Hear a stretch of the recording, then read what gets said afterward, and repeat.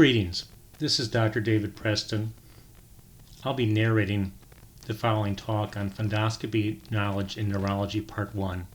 This will go over the basics of how to do fundoscopy. Part 2 will go over abnormalities. This is what we're going to cover in this talk. An introduction to fundoscopy, why we might want to do it in neurology, some basic anatomy and physiology, how to work the ophthalmoscope, the actual technique for doing fundoscopy, and then finally we'll end off with the normal fundus. Now, fundus comes from Latin, which means bottom. The plural is fundi. Literally, it means the large hollow part of the organ farthest from the opening. So, for instance, there's the fundus from the eye, or the back of the eye. We're also familiar with the fundus of the uterus. Fundoscopy refers to the visualization of the fundus using a fundoscope. Of course, the fundoscope is our ophthalmoscope, which we use as our routine part of the eye examination. So when we look in, this is what the right and left fundus looks like as we are looking at the patient through our ophthalmoscope. Of course, we're doing one eye at a time, and we're going to discuss all the individual aspects of the fundus in the next few slides. Now, we use direct fundoscopy. This produces an upright, unreversed image where the eye is magnified approximately 15 times. Often you'll see ophthalmologists use indirect fundoscopy. They'll be looking through a piece of equipment and then holding a lens up in front of the eye. This is known as indirect fundoscopy. It produces an inverted or reversed image, which is usually 2 to 5 times the magnification of the eye. Now, why would we do fundoscopy in neurology? It really is a critical part of the neurological examination. Anyone with headache, it is absolutely essential that we look at the fundus to look for signs of increased intracranial pressure. Any patient with visual loss or visual symptoms, it's also extremely important. And then lastly, someone with any altered mental state, it's obviously of extreme importance again, assessing for increased intracranial pressure. Before we would do a lumbar puncture, we would always do a neurologic examination, and looking at the fundus would be very important to assess for a physical sign of increased intracranial pressure. Then, as you probably know, the ACGME, the people who accredit all the residencies, have required that one of the milestones is that all residents are able to do fundoscopy and assess for papilledema. And then from a very practical point of view, for billing and documentation, which of course also means reimbursement, to do any consultation or new inpatient, which is moderately high complexity or high complexity, requires that you do fundoscopy. If you don't do fundoscopy, the most that you can bill is level 3, which is a much lesser code and much lesser reimbursement. Now, here's some examples of diagnoses where fundoscopy is an important part of your neurologic examination. Any patient who has a mass lesion, which has caused increased intracranial pressure, will usually result in papilledema that we can see with fundoscopy. Of course, patients can have increased intracranial pressure from not a mass, as might occur in pseudotumor cerebri, which is more properly known as idiopathic intracranial hypertension. In patients who have cerebral venous thrombosis, especially of the superior sagittal sinus or the deep sinuses, will develop papilledema. Hypertensive encephalopathy has an extremely abnormal fundus examination. A patient who has anterior ischemic optic neuropathy, which is basically a lacunar stroke of the eye, is very important. In patients with subarachnoid hemorrhage, we may see evidence of flame-shaped hemorrhages. We may see subhyoid hemorrhages, which are almost pathognomonic for subarachnoid hemorrhage with a sudden change in pressure, as well as the possibility of papilledema. In a patient who has central retinal artery occlusion, which is basically a stroke of the central retinal artery, there are specific changes that we expect to see. And then finally, in patients with optic neuritis, it's extremely important to do fundoscopy. If the optic neuritis involves the nerve head, we'll see quite marked abnormalities, whereas if the optic neuritis is retrobulbar, we may not see any abnormalities. So now let's look at the anatomy of the eye. The outside of the eye is protected by the cornea, which is obviously superficial. Right underneath the cornea is the iris, or the colored part of the eye. There is then the opening, which is the pupil, which is formed by the opening in which light comes through the anterior chamber through the lens. So the area of the lens and in front is known as the anterior chamber. Then behind is the vitreous, or the posterior part of the eye. Of course, we have our eye muscles here, our extraocular muscles, which turn the eye. Down here is our optic disc, where the optic nerve comes in. Not only does the nerve come in, but the blood vessels come in as well. A very important part of the retina is back here. This is the fovea. The fovea has the highest density of cones and where the most detailed vision occurs. The fovea is the center of the macula. This is where most of our central vision occurs. Now, if we look at the eye at a different direction, again, we have the cornea up front. We have the anterior chamber, which has aqueous humor, posterior chamber, which has vitreous humor, the lens, which is in the middle. We have the iris, or the colored part of the eye. The opening in the iris is the pupil. And then we have layers in the back of the eye. The actual most superficial layer is the retina. That is followed by the choroid, where most of the blood vessels supply the retina. And finally, the thick sclera, or the so-called white of the eye, which is up front, forms the back. Here's the optic nerve going out. So again, this is anterior chamber up here, the lens, posterior chamber, or the vitreous. The three layers you want to know about are the retina, where the nerve cells are and the nerve fibers are, the choroid, which is vascular, and the sclera, which is connective tissue and supporting.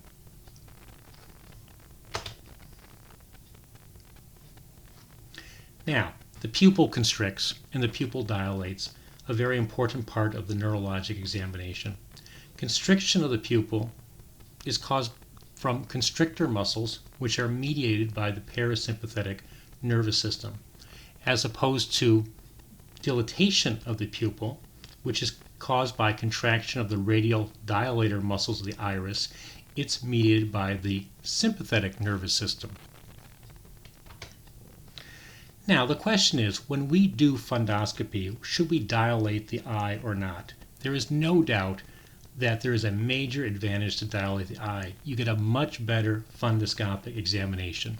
It would almost be unheard of for an ophthalmologist to look at the retina and not dilate the eye. There are some disadvantages of dilating the eye. The patient will have blurry vision. They'll have sensitivity to light. It takes about 15 minutes or sometimes a little bit longer for the drops to work. Of course, looking at the pupils is a very important neurologic finding. So in a patient who has head trauma, and you might be worried about edema or intracranial hemorrhage and the possibility of herniation, you wouldn't want to lose that sign. The other time that you would not want to dilate the eye is if the patient had acute angle closure glaucoma. This is quite rare, but a person with known glaucoma, you would not want to do this. But in general, it's far better to dilate the eye to have a very good look and be sure of what you're seeing. So let's move on to the tools of fundoscopy. We're going to have our battery, and it's hooked up to an ophthalmoscope. We can have our traditional direct ophthalmoscope, and of course over the last several years is the Pan-Optic ophthalmoscope, which gives you a much larger view. So here's the advantage of the direct ophthalmoscope compared to the Pan-Optic ophthalmoscope, you see much more of the optic disc with the Pan-Optic compared to the traditional ophthalmoscope. Both are quite good. Of course, with the direct traditional ophthalmoscope, you're going to have to look in many different areas and then mentally put it together, where the Pan-Optic is a little bit easier. Now, if we look at the ophthalmoscope on the patient side and the doctor side, let's look at the doctor side. There's a rubber brow rest, so you're going to put this device right up to your eyebrow. There's the lens wheel where you're going to adjust the focus. On the patient side, there's a filter, and we'll talk about the filters in a second. And then there's the aperture, which is basically deciding what type of light and how big of the light goes through, and this is adjustable. Now, one needs to really focus on the retina. Ophthalmoscope lens can be adjusted between -25 and +40 diopters. A diopter is really a measure of the focal length. On your ophthalmoscope, you may see red numbers or green numbers. On some ophthalmoscope, the green is actually black. The red numbers are negative diopters. This is a long focal length for looking at more distant viewing. Green or black numbers are positive numbers. They result in a shorter focal length for closer viewing. So depending on if the patient is near or far-sighted, and if you are near or far-sighted, you may need to adjust the lens so that you get the appropriate focal length to focus in on the retina. Now, let's talk about the aperture and the different filters. First of all, the aperture. You'll see as you rotate that knob, you can have a large circular light. Some will have a medium light and a small light. You basically use these depending on the size of the pupil. If someone has a large dilated pupil, by all means use the large light. If someone has a medium or small pupil, you need to use a smaller light. Of course, if you use a larger light in a patient who is not dilated, this will tend to constrict the pupils. We don't do this very often, but some ophthalmoscopes have a half light. This is used to see around partial obstructions and reduce reflection, especially if a patient has a cataract. Then we have some different filters, which are mostly used by ophthalmologists, but we can use sometimes. The red-free light, which will often be seen as a kind of a green filter, is very good at looking at blood vessels and looking at nerve fibers. The slit beam is used to look at the contour of the cornea lens and lens, which the ophthalmologist would generally do, but can also be used to look at the retina. Blue light we would not use. The ophthalmologist uses this with fluorescein stains. And then finally, a grid is sometimes present on some ophthalmoscopes, which is used to measure the distance between lesions. However, most often when someone is measuring distances, it'll only be approximate, and they'll usually use the size of the optic disc. They'll say it's, twice as big as the optic disc, or it's superior by 2 optic disc lengths to give a rough idea of where the abnormality is located. So let's move on to how we actually do fundoscopy. First of all, most of these things are pretty simple, which you probably already know. You want to darken the room because this will help dilate the pupils. You want to choose the right size of the light for the right size of the pupil. So again, if the pupils are dilated, use the large white light. If the pupils are small, use the smaller white light.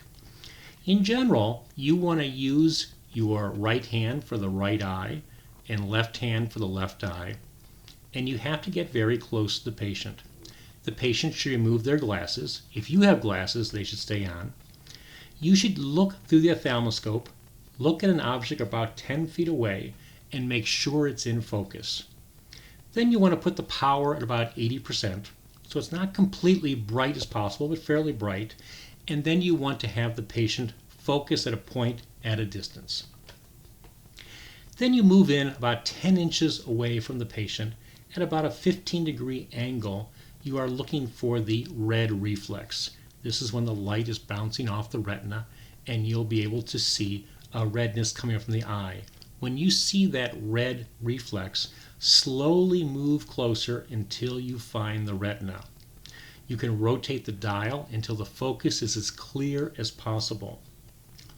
You want to find the disc. If you don't see the disc, you can follow the blood vessels to the disc. And one of the best ways to do this is that the arteries or the veins will continuously bifurcate. And when they bifurcate, they create a V. Well, the V points towards the disc, which makes sense. We'll actually look at an example of that in just a moment. Now, the optic disc should come into view when you're about 1 to 2 inches away from the patient. Again, if it's not in focus, slowly rotate the lens with your index finger until the optic disc is clearly visible as much as possible.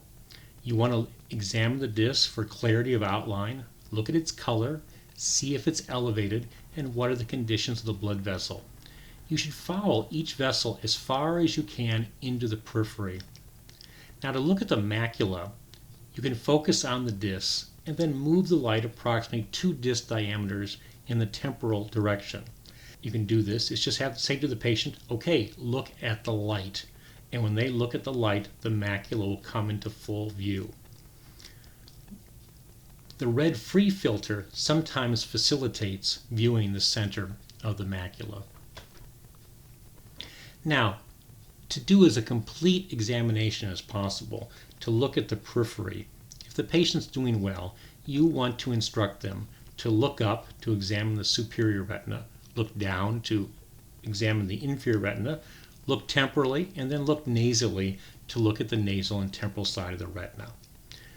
To examine the left eye, you repeat the same procedure as outlined above, but now you're going to hold the ophthalmoscope in your left hand and stand at the patient's left side and use your left eye.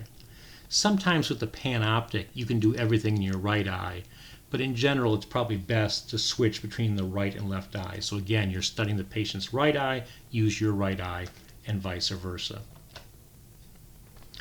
Now, when you're actually looking at the fundus, here are the items you want to note specifically. You want to find the disc, and you want to specifically say, are the margins sharp? If they're not sharp, are they blurred or swollen? Then you want to look at the optic nerve head and say, is it elevated? One of the best ways to do this, and we'll see some examples either later in this video or the next one, is you want to carefully follow the arteries and veins, and you'll see them run down if the optic nerve is elevated. Then you want to look at the color of the disc. Note, is it pale or not? Then you want to look at the cup. You want to see how big the cup is in relationship to the disc. This is especially important because the cup to disc ratio is something that dramatically goes up in a patient with glaucoma. And glaucoma is one of the most common treatable causes of blindness, something we don't want to miss. We then want to look at the blood vessels, the arteries, and the veins. As you know, sometimes the large veins will pulsate. That's important to note because if the veins are pulsating, you do not have increased intracranial pressure. You want to look where the arteries overlap a vein and see if the artery is nicking the vein. If that happens, that's something that's commonly seen with hypertension. And then we want to look for other major abnormalities of the retina, especially if there's any type of hemorrhage or exudate. And then lastly, we want to have a quick look at the macula. And again, probably the easiest way to do this is that when you're all done, have the patient say, look at the light, and then you inspect the macula. Now, sometimes we might see a corneal reflection, that when the light is reflected back from the cornea back into the examiner's eye, if that happens, it's nearly impossible to look at the patient's fundus. How do you reduce corneal reflection? Again, you want to use a small aperture, so use a smaller circular of light. Direct the light toward the edge of the pupil rather than directly through its center. And sometimes by using one of the filters, especially the green filter, which turns into red light, can be very good at reducing corneal reflection. So I'm going to turn my laser pointer back on. So this is what the fundus looks like. So let's look at the blood vessels here. First, you'll notice the blood vessels come out of the optic disc, but specifically the optic cup, and they quickly bifurcate, and down here they bifurcate. And if you look closely, you can see the arteries and the veins quite well. The arteries are smaller than the veins, which is usually the case in most places in the body. The veins are actually larger and a little bit redder because they have deoxygenated blood coming back. And you see there usually is the arteries that go up to the superior and they bifurcate. So there's a temporal and a nasal branch.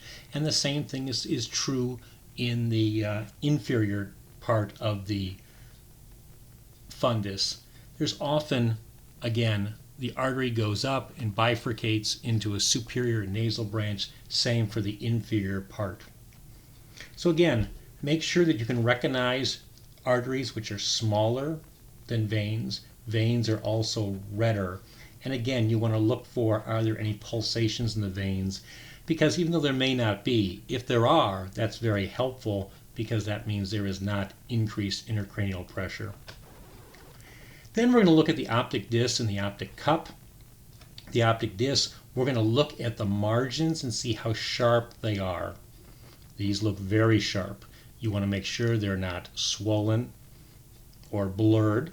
And then you want to look at the optic disc and make sure it's not elevated.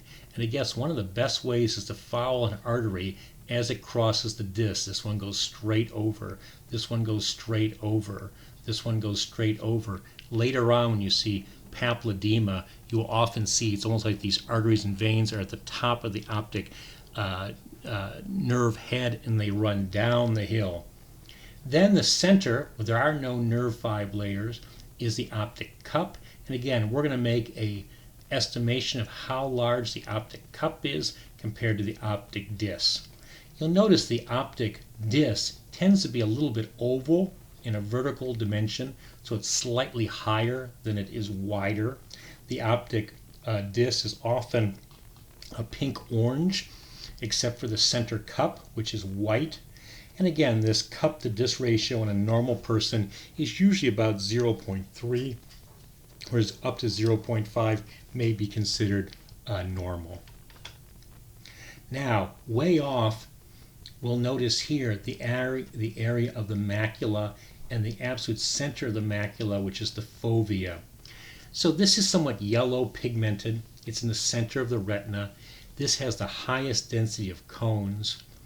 It's about 5.5 millimeters in size and lies about 2.5 disc sizes left to the optic disc. And again, one of the best ways to evaluate this is to say to the patient, okay, look directly at the light, and you will then be looking at their fovea and macula. So here is a more enlarged view of the same. So say to yourself, can I identify a vein? Can I identify an artery? Can I see the optic disc? Can I see the optic cup? And where is the fovea? So let's just look at this for a second. So again, this is going to be our optic disc. We're going to look at the borders. They're nice and sharp. It's kind of a pink-orange. Here's the optic cup. The ratio of that cup to the disc is less than 0.5. So that's quite nice here. We identified this as an artery and this is a vein. This is an artery because it's smaller. This is a vein because it's larger. The vein is also usually redder because it has deoxygenated blood running back. You'll notice here the artery bifurcates. You notice up here the artery bifurcates. The vein bifurcates. So let's say you just happen to look in this area of the retina first and you're kind of lost and you're not quite sure where you are. Again, you see this V, follow the point of the V, it'll direct you towards the disc. Again, you see this V here, it's going to go towards the disc. That's a very useful thing to know. Then this pigmented area in the center over here, this is your macula. This is where all your cones are, where your central vision is located. So again, take a look at this. Here's our vein, which is much larger than our artery, our optic disc, and our optic cup, and finally the fovea. If we really magnify it, say to yourself, can I identify the artery versus the vein and the optic cup? Well, of course, this is going to be the optic cup here. You can nicely see this. And of course, this is going to be an artery. This is going to be a vein. This will be an artery. Here's that nice V bifurcation, and the point of the V always points back to the disc. So that you can make out quite well. So again, the optic cup, which is in the center, which is quite bright, the optic disc. Here's a vein, which is redder, the artery, which is thinner. Now, the normal fundus, the retinal layer, is really quite complicated, but we really want you to know about this is the nerve fiber layer is actually closest to where we are looking. So here's the eye over here and the light's coming in. We actually have the nerve fiber layer first. Then we have our ganglion cells next. And we don't get into the rods and cones until part way through the retina. So the light has to go through the nerve fibers, through these ganglion cells to get down here to the rods and cones. Something important to notice that we're going to see the nerve fibers, they're actually at the surface of the fundus. And then lastly, just a few words about the blood supply of the eye.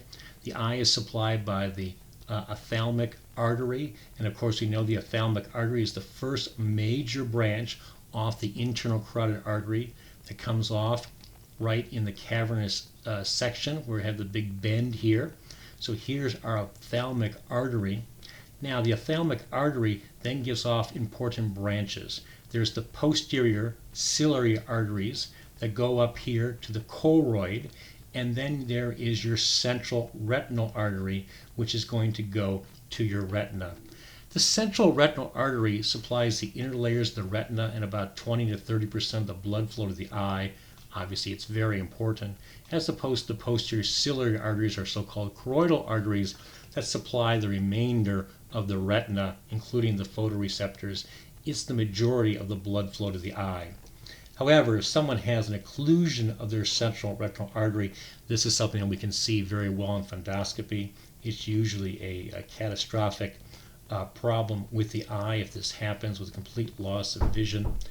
Obviously, if we have plaques that go through our carotid artery, through our ophthalmic artery into the central retinal artery, we may see these plaques actually during direct fundoscopy. Then if we look at the blood supply on the venous side, there are these large vortex veins that drain the eye. But just like the arteries, there's a central retinal vein, just like there's a central retinal artery, which is going to come back to our superior and inferior ophthalmic veins. These are eventually going to drain into the cavernous sinus. So again, the venous drainage of our eye, there's superior and inferior ophthalmic veins, which eventually go to the cavernous sinus. Sometimes they'll drain to the pterygoid venous plexus, and sometimes via the facial vein as well. So this will complete the first talk on basic knowledge on fundoscopy, part 1. Part 2 will go over some important abnormalities that we want every neurology resident to be able to identify.